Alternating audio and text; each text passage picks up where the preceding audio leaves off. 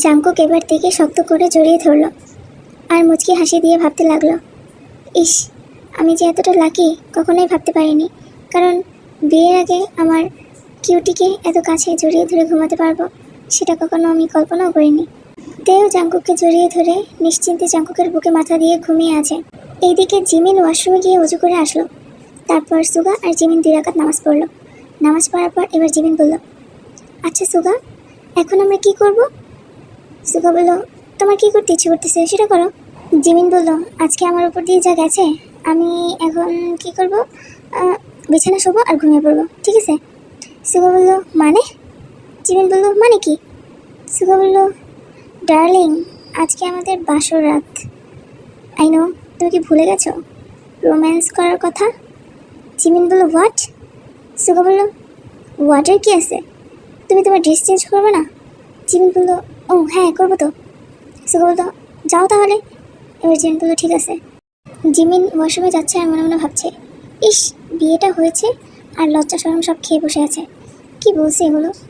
মানে মুখে বাছে না নাকি এই কথাগুলো বলতে? লজ্জা লাগে না? আমাকে বলছে, আমি তো লজ্জা মরে যাচ্ছি, আর উনি বলছে ওনার কী অবস্থা কে জানে। তো জিমিন এইসব ভাবতে ভাবতে ওয়াশরুমে চলে গেল। ওয়াশরুমে যাওয়ার পর এবার জিমিন কিছুক্ষণ চুপ করে দাঁড়িয়ে আছে। সুগা এবার ওয়াশরুমের কাছে এসে বলল, জিমিন, এই জিমিন। জিমিন বলল, হ্যাঁ বলো। সুগা বলল, কী হয়েছে, আসো না কেন এখনো?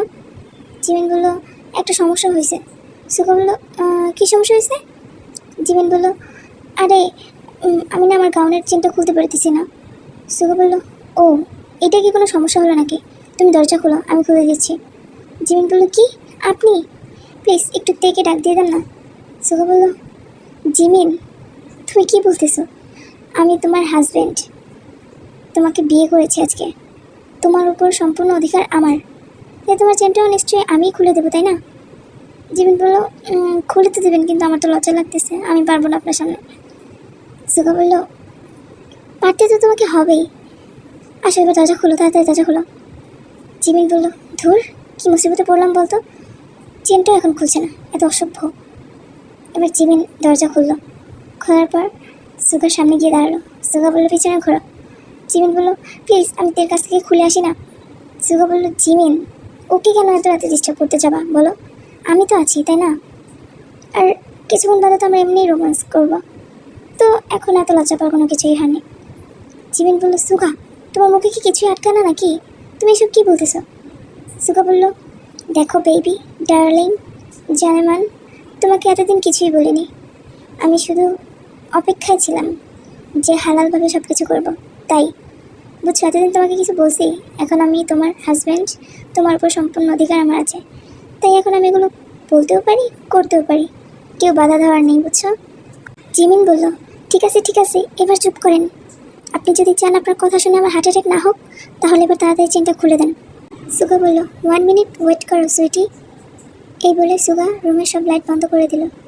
জিমিন দেখলো রুমের মাঝখানে অনেকগুলো মোমবাতি জ্বালানো আছে। মোমবাতির আবছা আলোতে ওরা দুজনকে স্পষ্ট দেখতে পাচ্ছে। এবার জিমিন বলল, ধুর, লাইট অফ করলেন কেন? সুগা বলল, আরে চেন খুলে দিব, এটা কি লাইট জ্বালিয়ে কোনো মুড আসবে নাকি? তাই আমি লাইট অফ করে দিলাম, যাতে হালকা হালকা মুড আসতে শুরু করে আমার।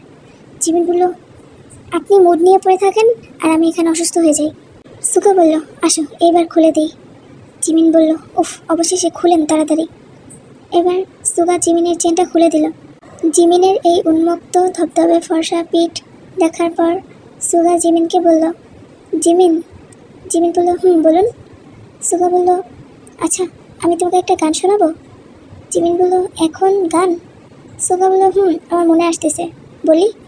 জিমিন বলল, হ্যাঁ বলো, তুমি বলবে না তোর কে বলবে, আর আমি তোমার মুখ থেকে গান শুনবো না তোর কার মুখ থেকে শুনবো, বলো শুনি। সুগা এবার জিমিনের পিঠে আলতোভাবে হাত বুলাতে বুলাতে বলল, অভদ্র হয়েছি আমি তোমারই কারণে, তাই কাছে আসো না, আরো কাছে আসো না, কথা বলো না। সুগার মুখে এরকম একটি গান শুনে জিমিনের মনে হচ্ছে ওর শরীরের প্রত্যেকটি শিরা উপশিরা দিয়ে ঠান্ডা একটি শিহরণ খেলে গেল। জিমিন এবার সোজা সামনের দিকে ঘুরে সুগার ঠোঁট দুটোকে দখল করে নিল। জিমিনের এই কাণ্ডতে সুগা অবাক হয়েছে, কিন্তু মনে মনে ভাবছে, যাক বাবা, এতে দেখছি মেঘনা যেতেই বৃষ্টি, এটুকু গান গাওয়াতেই কাজ হয়ে গেল।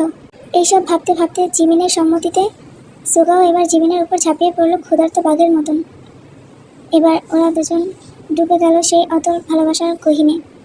সুগা আর জিমিনের জন্য এই মধুর রাতটা যদি থেমে থাকতো তাহলে খুবই ভালো হতো, কিন্তু না, সময় তো তার গতিবিধি মেনটেন করে চলে।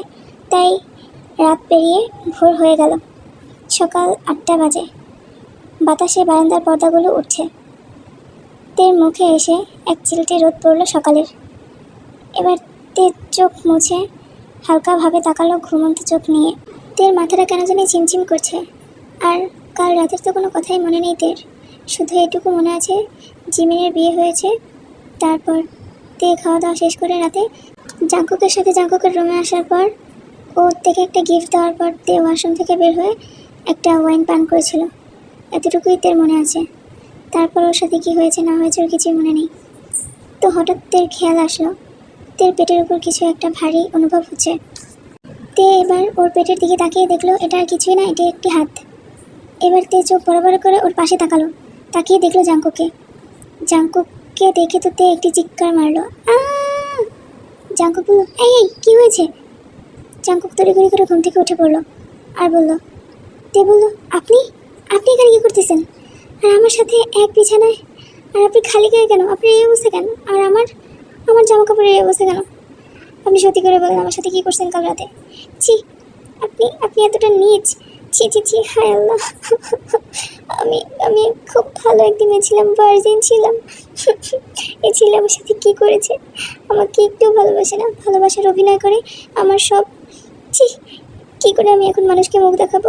জিমিন, সুগা, হায় আল্লাহ, এখন তো আমার মরে যাওয়া ছাড়া আর কোনো উপায়ও নেই। তে এই নাকা কান্না দেখে জাঙ্কুক বলল, এই চুপ করো তো। তে এবার জাঙ্কুকের ধমক খেয়ে চুপ হয়ে গেল। তে আবার বলল, আপনি কি করছেন আমার সাথে? জাঙ্কুক বলল, চুপ করো তো, আমি কিছু করিনি তোমার সাথে, যা করার তুমি করছো কাল রাতে আমার সাথে। তে বলল, মানে আমি কি করছি এবার আপনার সাথে? জাঙ্কুক বলল, ও কিছু করোনি? ওয়াইনের বোতল পুরোটা শেষ করে তুমি যা করেছো কাল রাতে, ছি, ভার্জিন তো আমিও ছিলাম, তুমিও তো আমাকে একদম শেষ করে দিছো। তে বলল, মানে? জাঙ্কুক মনে মনে হাসতেছে তে এই ভয় পাওয়া দেখে, আর মনে মনে বলতেছে, দাঁড়াও, তোমাকে একটু ভয় দেখাই শোনা, দেখি তুমি কি করো। জাঙ্কুক বলল, শোনোতে, আমার কিন্তু এখানে কোনো দোষ নেই। তুমি যদি প্রেগনেন্ট হয়ে যাও তাহলে আমাকে জানিও। তে বলল, কি প্রেগনেন্ট? আমি? জাঙ্কুক বলল, হ্যাঁ, এটা তো হওয়ারই কথা, কারণ কাল রাতে যা হয়েছে আমাদের দুজনের মাঝে, তারপরে তো একটা মেয়ে প্রেগনেন্ট হবে, এটা স্বাভাবিক। তে বলল, কী বলতেছেন আপনি? পাগল হয়ে গেছেন নাকি? আমার এখনও বিয়ে হয়নি, এখন আমি প্রেগনেন্ট, এটা যদি কেউ জেনে ফেলে আমার তো মরা ছাড়ার কোনো উপায় নেই। জাঙ্কুক বলল, মরবে কেন? পাগল নাকি? তে বলল, তাহলে কী করবো? জাঙ্কুক বলল, কেন? তুমি আমাকে ভালোবাসো, আমি তোমাকে ভালোবাসি, আমরা বিয়ে করে ফেলবো। তে বলল, ধুর, আপনার ভালোবাসার গোষ্ঠী গেলেই, আপনি আমাকে বিয়ের আগে প্রেগনেন্ট করে দিয়েছেন, আমার জীবনটা পুরো শেষ করে দিয়েছেন। এবার তে কান্না করতে লাগলো। জাঙ্কুক থেকে জড়িয়ে ধরে বলল, হয়েছে বাবা, এত কান্না করে কি আছে, আমি আছি তো তোমার পাশে। তে বলল, আপনি এটা কী কাজ করছেন? আমি যদি জানতে পারি আমি প্রেগনেন্ট তাহলে কিন্তু আমি অ্যাবর্শন করে ফেলবো। জাঙ্কুক বলল, এই এত সাহস দেখিও না, আমি কে হয়তো তুমি চেনো না, একদম খুন করে ফেলবো আমার বাচ্চাকে যদি নষ্ট করতে চাও। তে বলল, মানে আপনি কি বলতেছেন, এই বাচ্চাকে আমি রাখবো? জাঙ্কুক বলল, অবভিয়াসলি রাখবা, ও হচ্ছে আমার ফার্স্ট সন্তান, ওকে রাখবা না তো কাকে রাখবা তুমি? আমার বেবির যাতে কোনো সমস্যা না হয়, বুঝতে পারছো? আচ্ছা শোনো, আমি ওয়াশরুম থেকে গোসল করে আসতেছি, তারপর তুমি যেও আমার পরে ফ্রেশ হওয়ার জন্য, ঠিক আছে? এই বলে জাঙ্কুক ওয়াশরুমে চলে গেল গোসল করার জন্য। তে তো থা মেরে বসে আছে, কি হলো ওর সাথে এটা? গোসল শেষ করার পর জাঙ্কুক ওয়াশরুম থেকে বের হয়ে বলল, তে যাও গিয়ে ফ্রেশ হয়ে নাও। তে এবার বাথরুমের মতন ওয়াশরুমে চলে গেল। তের মাথা পুরো হ্যাং হয়ে গেছে কথাগুলো শোনার পর। তে গোসল করা শেষ করে ভাবছে, হায় হায়, এটা কি করলাম, আমি তো কোনো কাপড়ই আনিনি, এখন কি পরে বের হবো? এবার তে কিছুক্ষণ চুপচাপ দাঁড়িয়ে থাকার পর বলল, জাঙ্কুক, জাঙ্কুক। জাঙ্কুক বলল, হ্যাঁ বলো, কি হয়েছে? তে বলল, গোসল তো শেষ করছি, এখন কি পরবো, কিছুই তো আনিনি। জাঙ্কুক বলল, সমস্যা কি, বেরিয়ে যাও। তে বলল, মানে এইভাবে বেরিয়ে যাবো? জাঙ্কুক বলল, বের হলে সমস্যা কি, কাল রাতে তো তোমাকে আমি যা দেখার দেখিয়ে ফেলেছি। তে বলল, উফ, কাল রাতের কথা বাদ দেন তো আপনি, এ কথা আর একবার বলবেন না আমার সামনে, আপনি আমাকে কিছু একটা দেন, আমি পরে বের হব। এবার জাঙ্কুক হাসতে হাসতে বলল, আচ্ছা ঠিক আছে, দাঁড়াও আমি দিচ্ছি। জাঙ্কুক থেকে একটি সাদা টি শার্ট আর একটি ট্রাউজার দিল। তে জাঙ্কুকের পোশাক পরে বের হলো। ওর চুল থেকে টপ টপ করে পানি পড়ছে। জাঙ্কুক দেখে দেখে মুচকি মুচকি হাসছে আর মনে মনে ভাবছে, ইস কি সুন্দর লাগছে ওকে। ট্রাউজার বড়, টি শার্ট বড়, খুব পিচ্ছি পিচ্ছি লাগছে দেখতে। এবার জাঙ্কুক ওকে বলল, তে এনো এই টাওয়াল দিয়ে চুলগুলো মুছো। তে বলল, দেন। এবার তে জাঙ্কুকের হাত থেকে টাওয়ালটা নিয়ে চুলগুলো মুছতে লাগলো। জাঙ্কুকের চুলও ভেজা, পানি পড়তেছে। তে বলল, আপনারটা মুছবেন না? জাঙ্কুক বলল, আমারটা সমস্যা নেই, তুমি মুছো। ওদের কথার মাঝখানে জাঙ্কুকের দরজা টোকা পড়লো। বাহির থেকে জিমিন বলে উঠল, ভাইয়া ভাইয়া দরজাটা খুলেন, এখনও কি করতেছেন?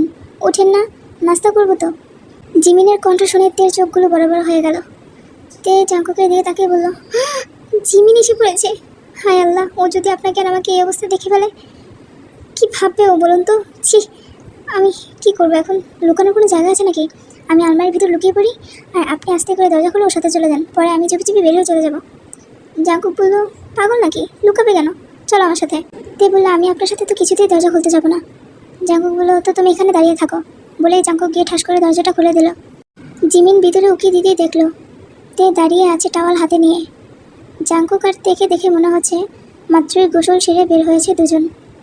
জিমিন বলল, তে তুই এখানে?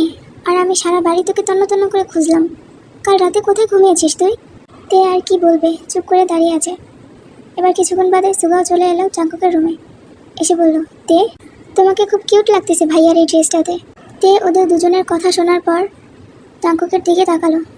জাঙ্কুক দরজার সামনে দাঁড়িয়ে মুচকি মুচকি হাসছে তের দিকে তাকিয়ে। তে এবার বলল, উফ এত কথা বলো না তো, চলো, খুব জোর খিদে পেয়ে গেছে, আমার খিদে লাগছে, আমি খাবো। জাঙ্কুক বলল, হ্যাঁ চল, তোরাও চল, আয় জিমিন আসো, খাবার খাবো। জিমিন এবার বলল, হ্যাঁ ভাইয়া চলুন। জাঙ্কুক আর সুগা আগে নেমে গেল। এবার জিমিন থেকে বলল, কী রে তে, কী দেখছি এগুলো? দুজনেরই চুল ভিজা, গোসল করে বের হয়েছে দুজন। আমার তো মনে হচ্ছে আমাদের বিয়ে হয়নি, বিয়ে হয়েছে তোর আর জাঙ্কুক ভাইয়ার। তে বলল, চুপ থাক শয়তান। জিমিন বলল, আমি শয়তান? তুই কাল রাতে কোথায় ঘুমিয়েছিস রে? তে বলল, জাঙ্কুকের রুমে। জিমিন বলল, ভাইয়ার সাথে এক রুমে এক বিছানায়? আয় হাই, কী করেছিস? তে বলল, জানি না ভাই, আমার ভয় লাগতেছে। জিমিন বলল, কেন? তে বলল, আমি যদি প্রেগনেন্ট হয়ে যাই। জিমিন বলল, তার মানে সত্যিতে? তে বলল, কি? জিমিন বলল, কাল রাতে তোরা কিছু করেছিস? তে বলল, আমার কিছু মনে নেই ভাই। জিমিন বলল, উফ, মনে নেই কীভাবে বলতেছিস? তে বলল, হ্যাঁ সত্যি মনে নেই, আমি কাল রাতে ভুল করে ওয়াইন খেয়ে ফেলেছিলাম, তাই আমার কিচ্ছু মনে নেই। জিমিন বলল, উফ, তাই বলতেছি, তুই এতটা হয়ে গেলি কবে থেকে যে জাঙ্কুক ভাইয়ের সাথে বিয়ের আগেই? আচ্ছা ঠিক আছে, প্যারা নিস না, সমস্যা নেই। যদিও তোকে আমার যা বানানোর ইচ্ছা ছিল প্রথম থেকেই, কিন্তু তারপরও যেহেতু তুই আগে এক ধাপ এগিয়ে গেছিস, তাহলে তোকে যাটা বানিয়েই ফেলবো। তে বলল, জিমিন দুষ্টুমি করিস না, আমি সিরিয়াস, ভয় পাচ্ছি তো। জিমিন বলল, রিল্যাক্স বেবি, আঙ্কেলকে আসতে দে, বিয়েটা দিয়ে দিচ্ছি আমি তোর। তে বলল, উফ চল, খিদে পেয়েছে। এবার সবাই মিলে খাওয়া দাওয়া শেষ করলো। তারপর জাঙ্কুক সুগাকে ডাক দিয়ে বলল, সুগা। সুগা বলল, হ্যাঁ ভাইয়া বল। জাঙ্কুক বলল, এই নে টিকিট। সুগা বলল, কিসের টিকিট এটা? জাঙ্কুক বলল, এটা আমার তরফ থেকে তোদের জন্য গিফট, তোরা হানিমুনে যাবি তো সেই জন্য। সুগা বলল, ও তুই টিকিট কেটে ফেলেছিস? জাঙ্কুক বলল, হ্যাঁ। সুগা বলল, আচ্ছা ঠিক আছে তাহলে। জাঙ্কুক বলল, বিকেল 5টায় ফ্লাইট। সুগা বলল, আচ্ছা ঠিক আছে। তো জিমিন আর সুগা রেডি হয়ে গেল, বিকেল 5টায় ওদের ফ্লাইট, ওরা হানিমুনে চলে যাবে।